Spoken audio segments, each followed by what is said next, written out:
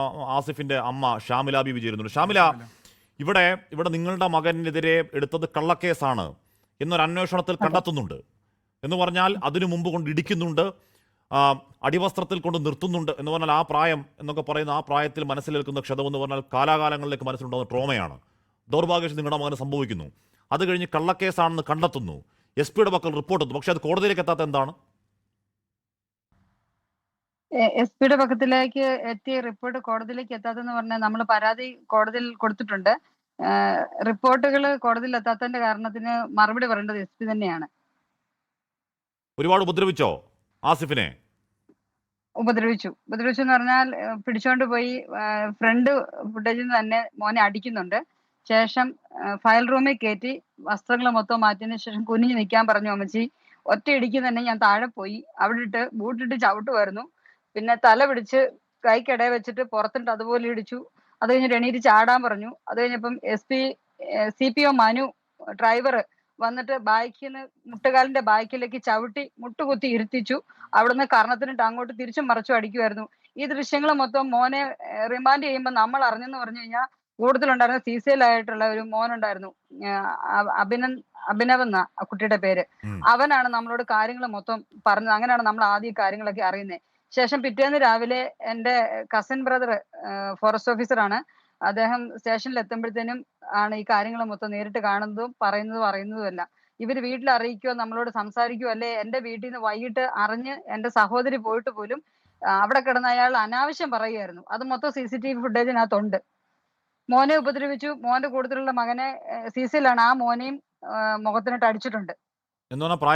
ക്രൂരമായിട്ടാണ് എന്റെ മോനെ ക്രൂരമായിട്ട് ഉപദ്രവിച്ച് ഡ്രസ്സ് മൊത്തം മാറി. എനിക്കിതിന്റെ ഫ്രണ്ടിൽ പറയാൻ ബുദ്ധിമുട്ടുണ്ട്.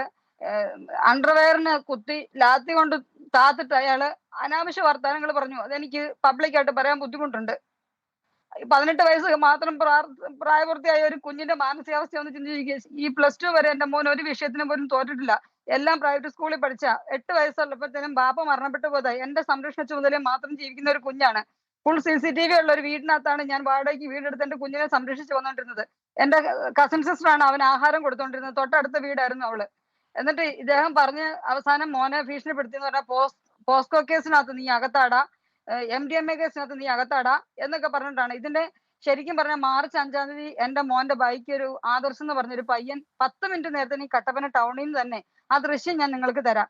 അതിനകത്ത് റോഡിലിട്ട് ആ മോനെ പിടിച്ചോണ്ട് പോയി ഇതുപോലെ തന്നെ ഇദ്ദേഹം ഡ്രസ്സ് മൊത്തം മാറി ഫയൽ റൂമിലിട്ട് ഉപദ്രവിച്ചതിന് ശേഷം ഇയാൾക്ക് സൈക്കോ മൈൻഡ് ഉണ്ട്. ഷാമില, CPO മനുവിന്റെ പ്രശ്നമാണ്, മനുവിന്റെ അഹങ്കാരമാണ് ഇതൊക്കെയാണ് എനിക്ക് തോന്നുന്നത്. എന്തിനാണ് ഈ പറയുന്ന ഒരു SI സുനേഗിന്റെ പ്രശ്നമാണ്. ബൈക്ക് പിടിച്ചോണ്ട് പോയി 29 ദിവസം സ്റ്റേഷനിൽ വെച്ചു. ഞാൻ അത് അറിയാവുന്ന ഉദ്യോഗസ്ഥരെ കൊണ്ട് പറയിപ്പിച്ചു നോക്കി ഒന്ന് റിലീസ് ചെയ്ത് തരാൻ വേണ്ടി.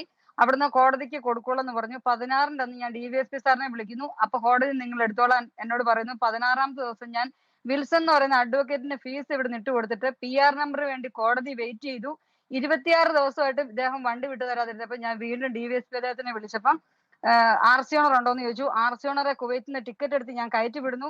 RC ഓണറും ചെന്നിട്ടും ഇദ്ദേഹം CI SIയോ വണ്ടി കൊടുക്കത്തില്ല. DVSP ബന്ധപ്പെട്ടിട്ടാണ് RC ഓണർക്ക് എന്റെ മോനും ഏപ്രിൽ 1-ാം തീയതി മാർച്ച് 5-ന് പിടിച്ച വണ്ടി ഇറക്കി കൊടുക്കുന്നത്. ശേഷം ഏപ്രിൽ 25-ാം തീയതി ഇതിന്റെ ഈഗോ തീർത്താണ് എന്റെ മോനോട്. FTR ടൗണിൽ നിന്നാണ് എന്റെ മോനെ CCTV ഫുട്ടേജ് തന്ന് മുടുക്കുത്തിന് പിടിച്ച് വലിച്ചുകൊണ്ട് പോയി വണ്ടിക്കകത്ത് കയറ്റുകയാണ്. ഒരു കുത്തു മൂടി അയാളുടെ കയ്യിലുണ്ട്. ഇത് സംഭവം ദൃശ്യം കണ്ട ആൾക്കാര് വ്യക്തമായിട്ട് വിളിച്ച് നമ്മളെ അറിയിച്ചുകൊണ്ടാണ് ആ സ്റ്റേഷൻ അവിടെ നിന്ന് ഞാൻ ആ സ്പോട്ടിൽ നിന്ന് കാര്യങ്ങൾ അറിയുന്നത്. അല്ല സ്റ്റേഷനിൽ നമ്മളെ അറിയിച്ചിട്ടില്ല. മോനെ വണ്ടിയെ പിടിച്ചിരുത്തുമ്പോ ഒരു 10-15 കോളോളം ഞാൻ ചെയ്തിട്ടുണ്ട്. ഇയാൾ ഫോൺ കൊടുത്തിട്ടില്ല. മോന്റെ ഫോൺ രാത്രിക്ക് വന്ന് പാസ്വേഡ് ചോദിച്ച് പിറ്റേന്ന് രാവിലെ 11 മണി വരെ ഓൺലൈനിലുണ്ടായിരുന്നു മോന്റെ ഫോണ്. പിന്നെ പേഴ്സും വീട്ടിലെ താക്കോലും കോടതിക്ക് ഇവര് കൊടുത്തു. വീട്ടില് ഹിമാലയൻ ഒരു പൂച്ചക്കുഞ്ഞുണ്ടായിരുന്നു, പെർഷ്യൻ ക്യാറ്റ്. അതിനെ എടുക്കാനെങ്കിൽ അതിന് ഫുഡ് കൊടുക്കാനെങ്കിൽ എന്റെ ഉമ്മ താക്കോല് ചോദിച്ചിട്ട് പോലും അത് കോടതി നിന്ന് എടുത്തോളാൻ പറഞ്ഞിട്ട് കൂട്ടുകാര് ജനാല തല്ലിപ്പൊളിച്ചിട്ടാണ് ആ പൂച്ചക്കുഞ്ഞിനെ പോലും പുറത്തെടുത്തത്. വീട്ടില് ആരും സഹായത്തിനില്ല. മോൻ ഒറ്റയ്ക്കായിരുന്നു. ഇതെല്ലാം അറിഞ്ഞു വെച്ചോണ്ട് ഞാൻ ഇവിടെയാണ്. എന്റെ മോനെ ഇതുപോലെ ഇയാള് ക്രൂരമായിട്ട് മർദ്ദിച്ചു, ഉപദ്രവിച്ചു. ലോക്കപ്പ് ഇട്ട് ഹാൻഡ് കപ്പ് ഇട്ടിട്ടാണ് എന്റെ മോനെ ബെഞ്ച് കെട്ടിയിട്ടേക്കുമായിരുന്നു. ഈ അടിയെല്ലാം കൊണ്ടൊന്ന് വേദന എടുക്കുമ്പോ ഒന്ന് തുടയ്ക്കാനോ ഒരു തൂക്കാനോ അല്ലെങ്കിൽ ഒരു കൊതു കടിച്ചു കഴിഞ്ഞാൽ അതിനെ ഒന്ന് തല്ലിക്കെടുത്താനോ പോലും പറ്റത്തില്ലാത്ത രീതിയിൽ പട്ടിയെ കെട്ടിയിടുന്ന പോലെ എന്റെ കുഞ്ഞിനെ സ്റ്റേഷനിൽ കെട്ടിയിടാനും മാത്രം എന്ത് തെറ്റാണ് എന്റെ മോൻ ചെയ്തത്. അവസാനം വന്നപ്പോ MB ആക്ട് കയറ്റിയിട്ടേക്കുന്നു. MB ആക്ടിനകത്ത് ഇതിനകത്ത് ഇരുന്ന ഒരു പോലീസ് ഉദ്യോഗസ്ഥന്റെ തന്നെ മൊഴി, അന്ന് സുനേഹസെ ഫോൺ വിളിച്ചിട്ട് പറഞ്ഞു, മനുവിനെ ബൈക്ക് ഇടിച്ചിടുന്നത് നീ കണ്ടതല്ലേ, അതുപോലെ തന്നെ മൊഴി പറഞ്ഞാൽ മതി എന്ന് പറഞ്ഞതുകൊണ്ട് ഞാൻ സിയുടെ മുമ്പിൽ അങ്ങനെ മൊഴി പറഞ്ഞതാണെന്നും നിലവിൽ സംഭവിച്ചത് എന്താണെന്നും ക്രൈംബ്രാഞ്ചിന്റെ മൊഴി കൊടുത്തതിനകത്ത് മോന്റെ വാഹനവും മറ്റേ കൂടുതലുണ്ടായിരുന്ന മോന്റെ വാഹനവും അമിത വേഗത്തിൽ അല്ലായിരുന്നുവെന്നും അതിനകത്ത് ഹെൽമെറ്റ് ഇല്ലെന്നും നമ്പർ പ്ലേറ്റ് ഇല്ലെന്നും ആ പോലീസുകാരന്റെ മൊഴി, അതിനകത്ത് മൊഴി തെറ്റാണ്.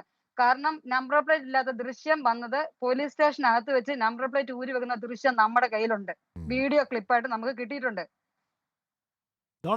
അടിമുടി കള്ളം ഉണ്ടാക്കുക, അടിമുടി മാനിപ്പുലേഷൻ ഉണ്ടാക്കുക, തടസ്സപ്പെടുത്തി എന്ന് പറയാൻ ഇവര് അവിടെ ചെക്കിങ്ങിനകത്തായിരുന്നു പറഞ്ഞു. ഈ പോലീസ് വാഹനത്തിലിരുന്ന പോലീസുകാരന്റെ മൊഴി, ഞങ്ങൾ പുറകെ പോകുമ്പോഴത്തേനും മുമ്പേ അമിത സ്പീഡിലല്ലായിരുന്ന 2 ബൈക്കുകൾ ഡിമ്മും ബ്രൈറ്റും കാണിക്കുമ്പോൾ മോൻ മുമ്പേ പാസ് ചെയ്ത് പോകുന്നു.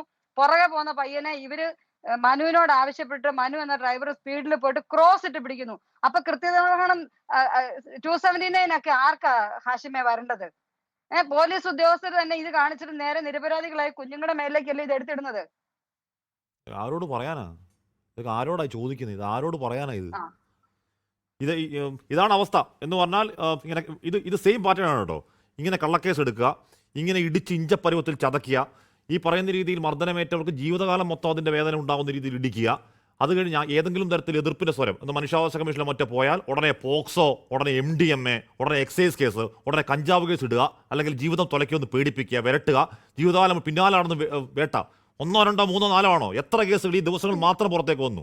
ഞാൻ തിരികെ ഇതിനിടയ്ക്ക് ഒരു സംഭവം ഉണ്ടായി. ഞാൻ നാട്ടിൽ വന്ന് ഒരു 4 മാസം മുമ്പ് വീട് മാറി ഒരു 20 ദിവസമായിട്ടുള്ളൂ. ഞാൻ തിരിച്ചിവിടെ കയറുമ്പം എക്സൈസ് ഓഫീസർമാർ വന്ന്, പീരുമേഡിലെ എക്സൈസ് ഉന്നത ഓഫീസർമാർ വന്ന്, എന്റെ കസിൻ ബ്രദർ ഫോറസ്റ്റ് ഓഫീസറാണ്, അദ്ദേഹത്തോട് വന്ന് സെറ്റിൽമെന്റ് സംസാരിച്ചു. ഇതിനു മുമ്പ് 3 പേര് വീതം 3-4 തവണ എന്റെ വീട്ടിൽ വന്ന്, എന്റെ കസിന്റെ വീട്ടിൽ വന്ന് ലക്ഷങ്ങൾ വെച്ചോണ്ട് ഈ CI സുരേഷിന് വേണ്ടി, അയാൾ നിരപരാധിയാണെന്നും ഈ CI SI സുനേഹിനെയും ഡ്രൈവറെയും വിശ്വസിച്ചു, അയാളുടെ കയ്യിലെ കെട്ടുമെല്ലാം കണ്ടപ്പോഴത്തേനും അത് വിശ്വസിച്ചോണ്ട് ഞാൻ FIR ഇട്ടു പോയതാണെന്നും അയാളെ ഇതിനകത്ത് ഊരി കൊടുക്കണമെന്നും പറഞ്ഞുകൊണ്ട് നമ്മുടെ അടുത്ത് ഇവര് സെറ്റിൽമെന്റ് സംസാരിച്ചു. നമ്മളതൊന്നും സമ്മതിച്ചില്ല. അപ്പം എക്സൈസ് ഓഫീസർമാർ വന്ന് സംസാരിച്ചിട്ട് അതിനും നമ്മൾ തയ്യാറാകാതെ വന്നപ്പം 7 ദിവസം കഴിഞ്ഞപ്പം എന്റെ വീട്ടിൽ വാടകയ്ക്ക് ഞാൻ വീടെടുത്തിട്ട് 20 ദിവസം ആയതേ ഉള്ളൂ. എന്റെ മോനെ താമസിപ്പിട്ട് വന്ന ഒരു മാതാവാണ് ഞാൻ. അവിടെ കയറി 7 എക്സൈസ് ഓഫീസർമാര് യൂണിഫോമിലല്ലാതെ വീട്ടിൽ കയറി നിൽക്കുകയും മോന്റെ ഒരു കൂട്ടുകാരന്റെ കൈ മുറിഞ്ഞ് ഡ്രസ്സിങ്ങിന് വേണ്ടി സഹകരണ ഹോസ്പിറ്റലിൽ നിന്ന് ഇറങ്ങുന്ന സമയത്ത് ഈ 3-4 ഓഫീസർമാര് മഫ്തി പോയിട്ട് വണ്ടി മൊത്തം പരിശോധിക്കുകയും പബ്ലിക് പ്ലേസിൽ എന്റെ മോനെ മൊത്തത്തിൽ പരിശോധിക്കാന്ന് പറയുമ്പം എന്തൊരു ഗതികെട്ട ജീവിതമാണ് സാറേ ഒന്ന് ഓർത്ത് നോക്കി. പിതാവില്ലാതെ മാതാവിന്റെ മാത്രം സംരക്ഷണം നാട്ടിൽ നിൽക്കുന്ന ഒരു കുഞ്ഞിന്റെ മാനസികാവസ്ഥ ഒന്ന് ഓർത്ത് നോക്കി. LKG തൊട്ട് +2 വരെ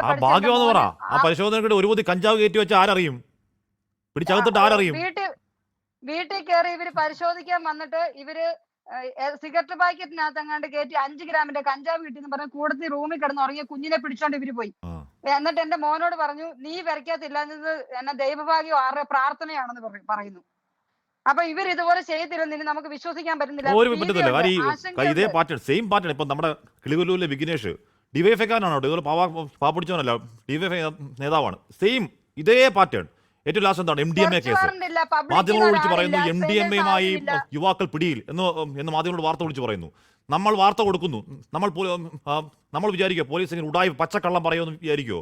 നമ്മൾ വാർത്ത കൊടുക്കുന്നു, ഈ പാവങ്ങളുടെ ദൃശ്യം അടക്കം വെച്ച് വാർത്ത കൊടുക്കുന്നു. പിന്നല്ലേ അറിയുന്നേ ഇതേ മാനിപ്പുലേഷൻ ഉസ്താദന്മാർ അടിച്ചു വെച്ച കള്ളക്കേസാന്ന്. ഞാൻ തിരികെ ഹൗസ് ഓണറെ അറിയിച്ചിട്ടില്ല, വാടകയ്ക്ക് താമസിക്കുന്ന ഹൗസ് ഓണർ അറിയിച്ചിട്ടില്ല, പബ്ലിക്കിൽ ഒരാളെ അറിയിച്ചില്ല, വീട്ടുടമസ്ഥനെ അറിയിച്ചിട്ടില്ല. ഒരാള് ഒരു മീഡിയ ഇല്ല, ഒന്നുമില്ലാതെ ഇവര് 3-4-5 ആൾക്കാർ കയറി, ഓഫീസർമാർ കയറി നിരങ്ങാന്ന് പറഞ്ഞാൽ അലമാരി മൊത്തം സാധനങ്ങൾ മൊത്തം വലിച്ചു ഇറക്കി പുറത്തിട്ടിടുക എന്ന് പറഞ്ഞാൽ ജീവിക്കാൻ സമ്മതിക്കാത്ത ഇത് കേട്ടാൽ ആർക്കും ഞെട്ടലുണ്ടാവില്ല, ആർക്കും സങ്കടമില്ല. കാരണം എന്താ അറിയോ? നമ്മളിപ്പോ കേട്ട് നമ്മുടെ ചെവി തഴമ്പിച്ചതാണ്.